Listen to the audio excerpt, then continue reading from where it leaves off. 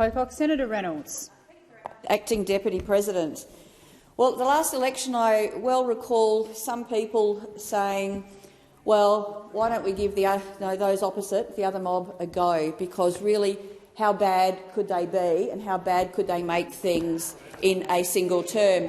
Well, they have, sadly, for Australians, but particularly West Australians, they keep exceeding expectations about how, on every front.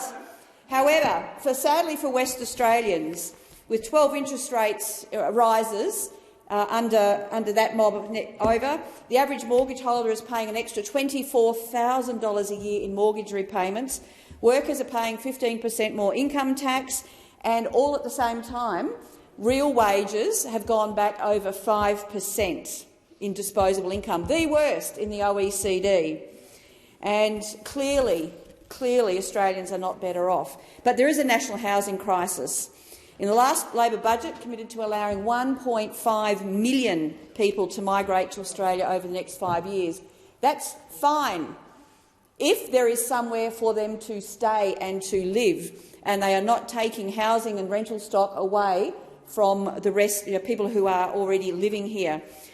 So, under their policies, what's happened? National rental affordability was the lowest in 3 decades, with a median income household now earning $105,000, only able to afford 13% of properties on the rental market. So people earning $100,000 a year or over can only afford 13% of the very miserly amount of stock available. And in West Australia, the situation is worse. In WA, the median house rent has increased in the last year from $500 to $600, on top of all of the other cost of living burdens those opposite have placed on their households. And all in the while, there's been, for owner-occupiers purchasing their home, it's increased by the cost has increased by 10.4% in 1 year under those opposite.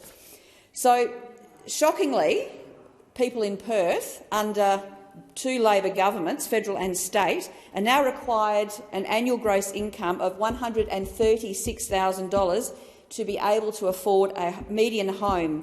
That is $46,000 increase from April last year alone under those opposite and their policies. And at below 1%, WA has the tightest rental market of any state, equal at the moment with South Australia. But the Cook Labor government is making a bad situation worse. Somehow these geniuses have managed, with all the billions of dollars they've spent on housing, to have less social housing stock available, with 35,000 people on the waiting list. WA deserves. Senator Ayres.